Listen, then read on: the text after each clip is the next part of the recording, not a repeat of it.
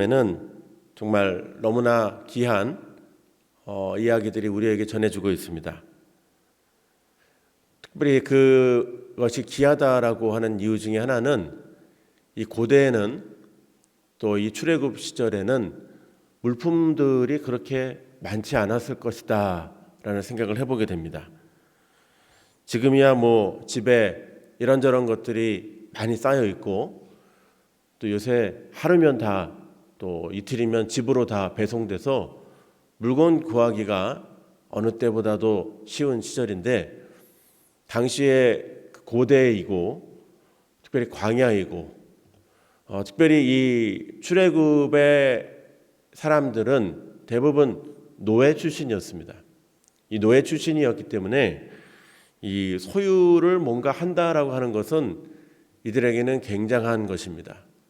그들은 가지고 있는 것 그 하나, 그리고 그것이 모아지기까지 얼마나 공을 들였을 것이고 또 그것을 얼마나 귀중하게 여길지 모르는데, 또 이 광야라는 곳은 하루하루 내일 죽을지 모레 죽을지 정말 모르는, 앞날을 모르는, 또 자기만 있는 게 아니라 그 많은 가족들이 다 있는 그런 상황이기 때문에 이 물건 하나가 너무나 소중하고 귀한 이들에게 이것을 다 주님 앞에 자원하여 드린다.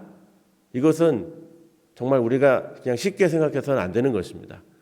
집에 물건이 많으니까 하나 뭐 남는 거 갖다 드린다, 이렇게 생각해서도 안 될 것이고, 정말 귀한 것들을 자원하여 드렸다라는 것을 우리는 기억해야 하는 것입니다. 그런데 사람이 안 하던 행동을 하면 다 이유가 있는 거예요.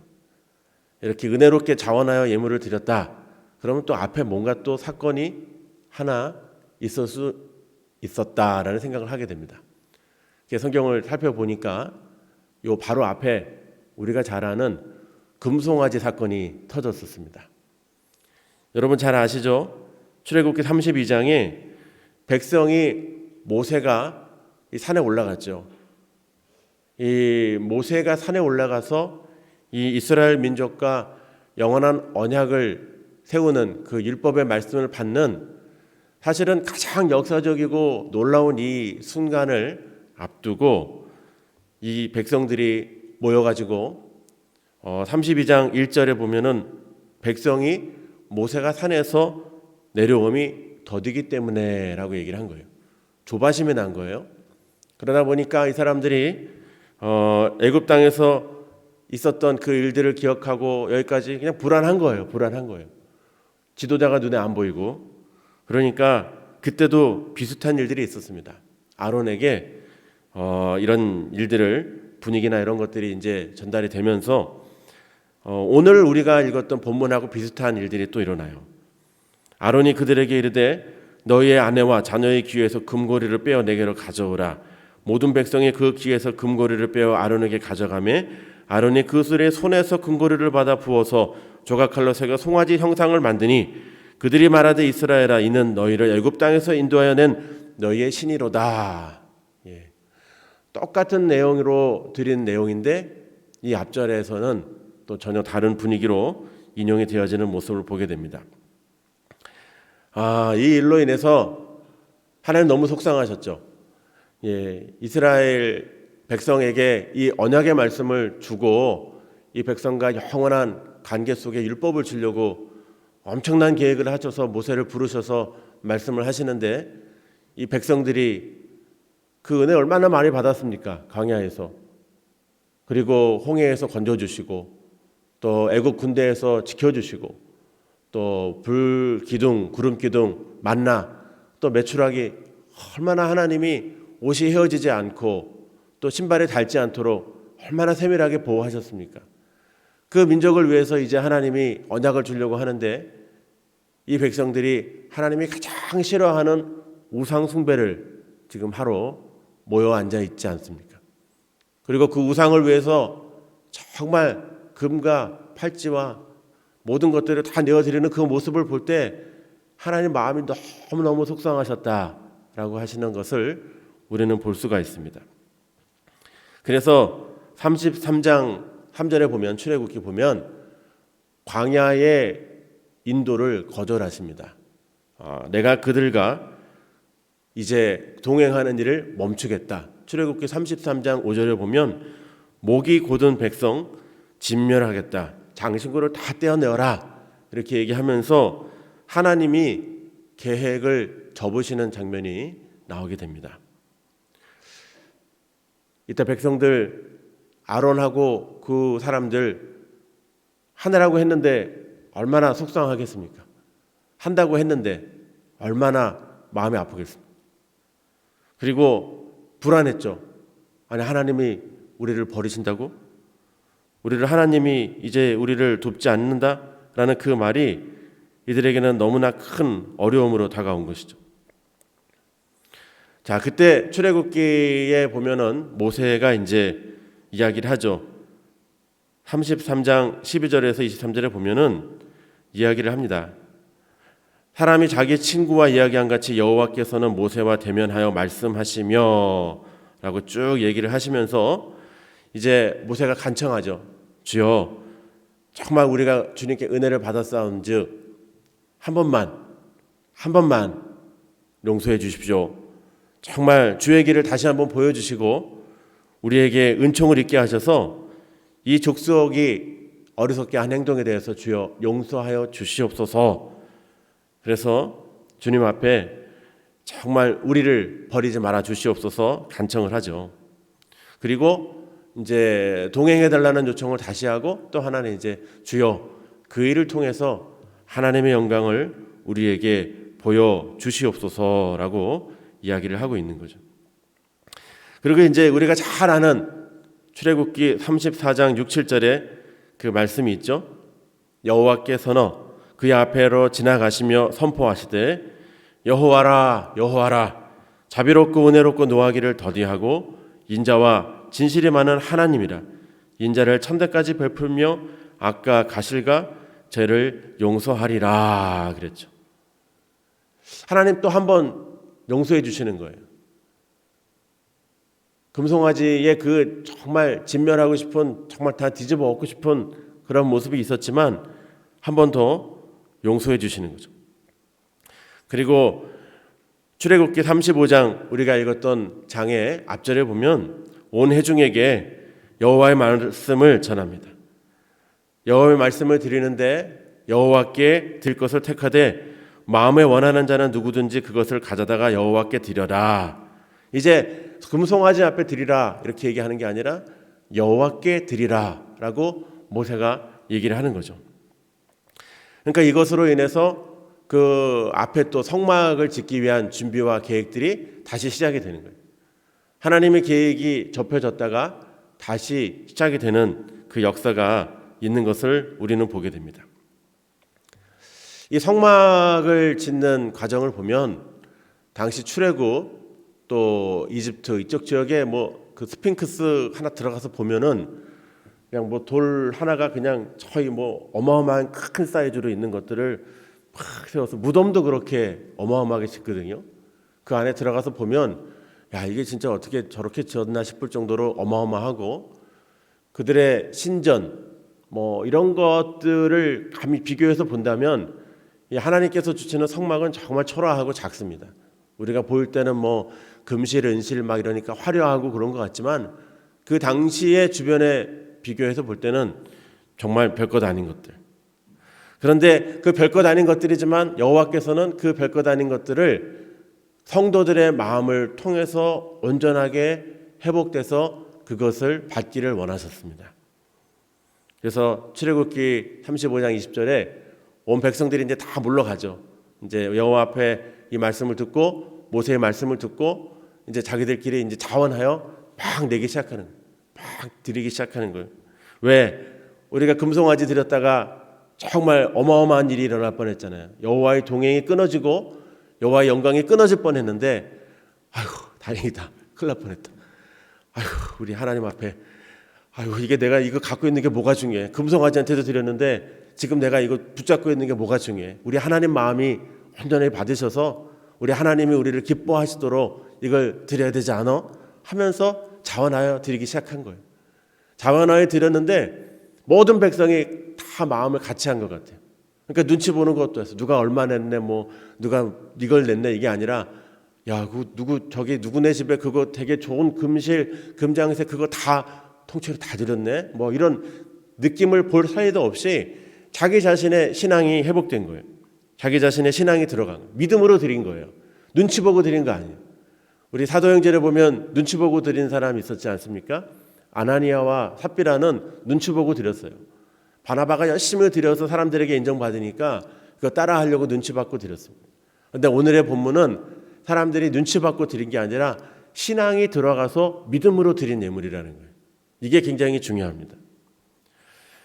피터 스카지로라고 하는 분이 쓴 책 중에 정서적으로 건강한 영성이라고 하는 책이 있습니다. 여기에 보면 한 6가지 정도 영적인 상태가 있어요. 여러분 어느 정도인지 한번 잘 보시면 좋을 것 같아요. 첫째는 1단계는 하나님의 존재를 자각하는 단계예요. 그래서 그리스도를 알게 되고 믿고 또 하나님의 은혜가 필요하다는 상황을 알고 관계를 맺기 시작을 합니다.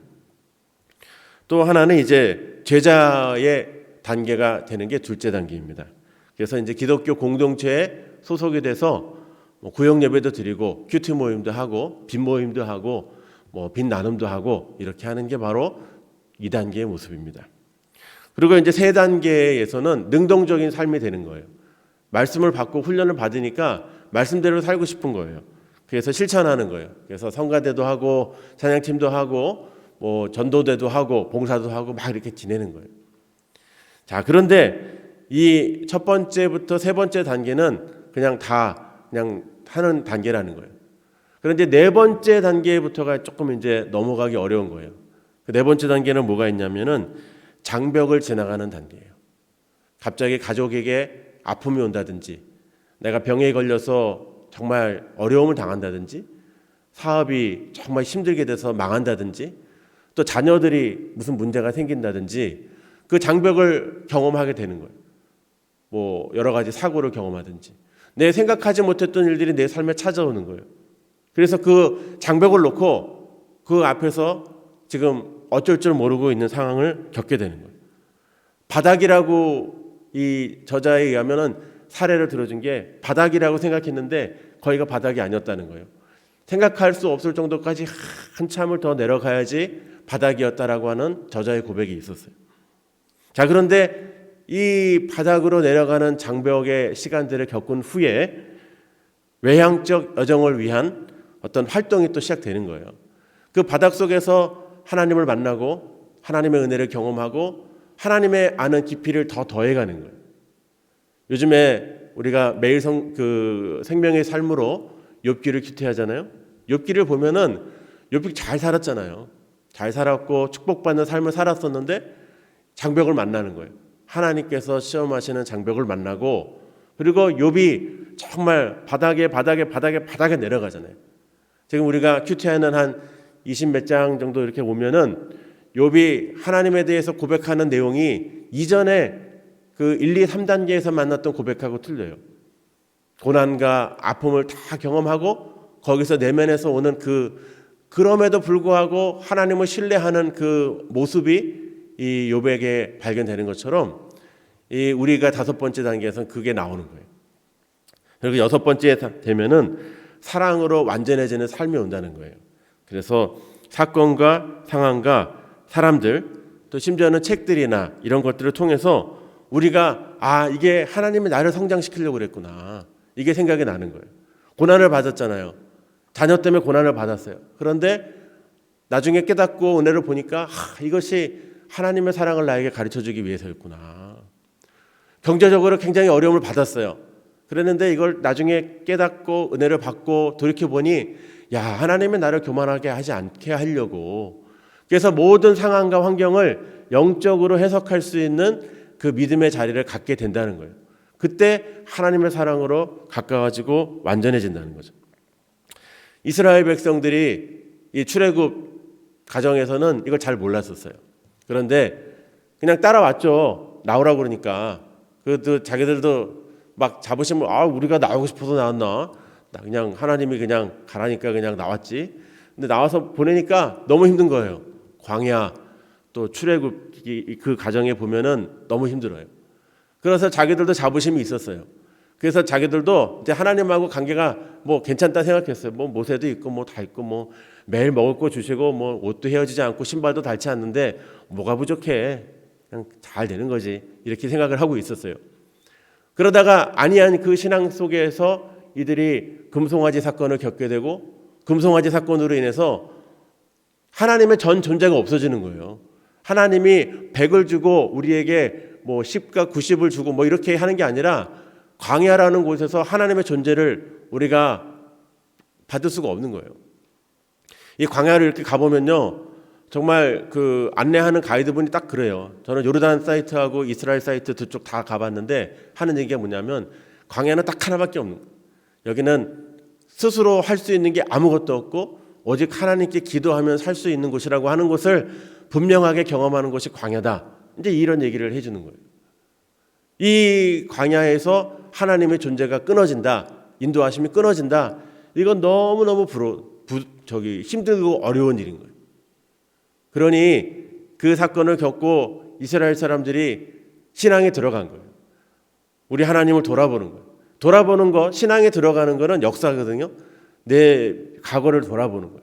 내 노예 생활했을 때 정말 진짜 먹을 거는 괜찮고 있었지만 그 굽신굽신하면서 우리 애도 종, 우리 손주도 종, 우리 손주의 손주의 손주도 종, 우리 애들 미래가 없었는데 거기서 하나님 우리를 건져주셨는데 홍해를 지나고 또 여러 가지 광야를 건너면서 주신 은혜들을 생각해 보니까 이 신앙에 들어간 거예요. 야, 우리 정말 미쳤다, 미쳤어. 우리가 그 애굽의 그 우상들을 피해 갖고 여기로 왔는데 그 10개의 재앙 그거 피게의 파악 뭐 그거 있잖아요. 그 장자 뭐 다 죽고 뭐 그런 거 다 경험하면서 우상단지 섬겼던 애굽 사람들이 죽는 거 다 보고 나왔는데 우리가 미쳤나 봐. 우리가 금송아지를 만들었어. 우리 정신이 나갔어. 하나님은 어떤 분이신데 우리 하나님이 가장 싫어하는 일을 누누이 하지 말라고 했던 그 일을 우리가 지금 했어. 어떡하지? 이제 이 신앙이 들어간 거예요. 그러니까 지금 갖고 있는 게 아깝지 않은 거예요. 이거 금덩어리? 이 가락지? 이거 그냥 빼갖고 이게 중요해? 이게 중요한 게 아니라 하나님이 더 중요하지. 하나님이 우리의 자녀와 우리의 삶을 인도하시는 게 더 중요하지.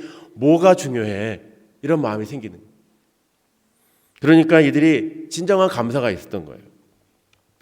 여러분, 하나님을 잠시 잃었다가 다시 하나님을 찾은 그 기쁨이 있기에 이들은 자원하여 예물을 드렸죠.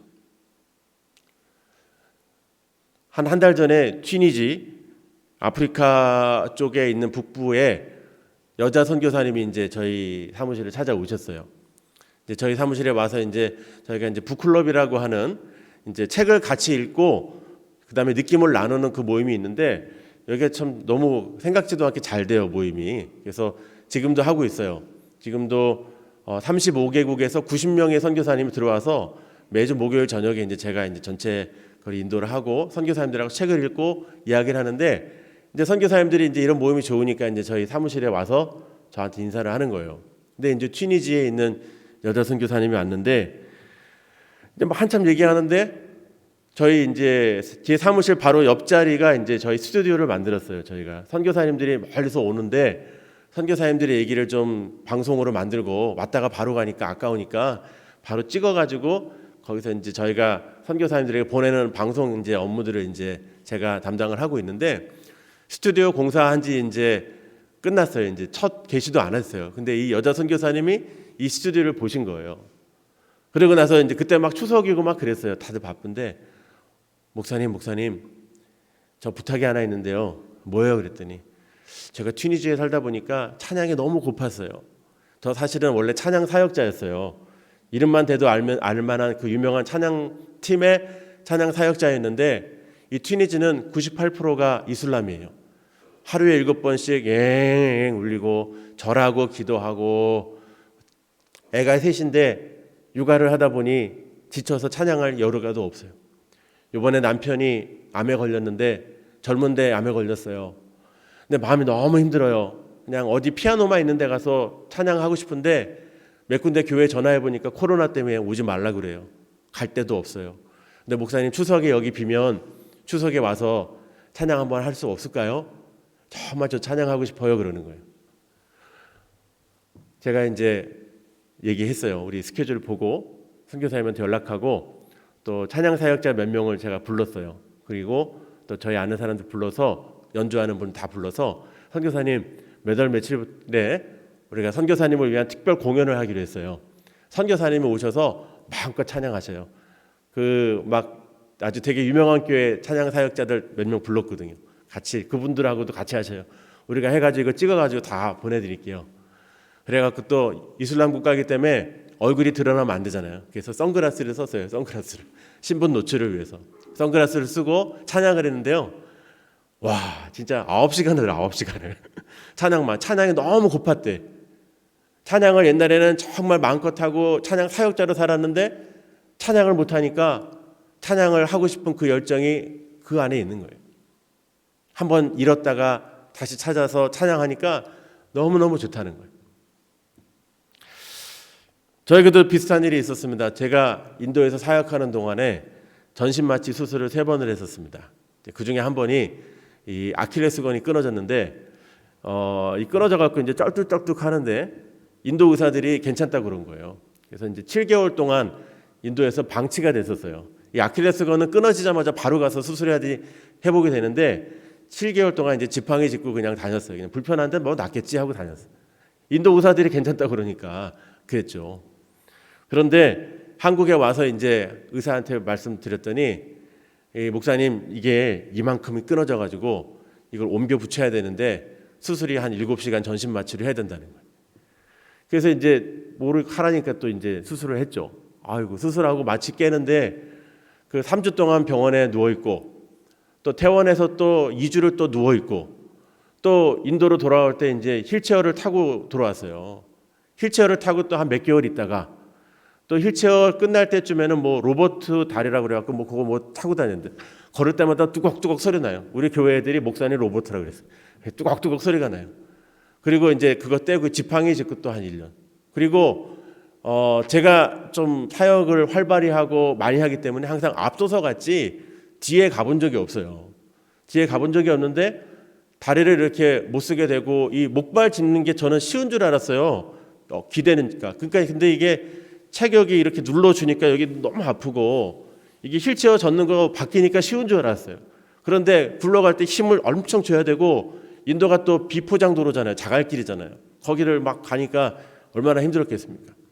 그때 그 소원이 한 번만 제대로 걸어보면 여러분 제가 이렇게 깨끔발 할 수 있어요. 깨끔발.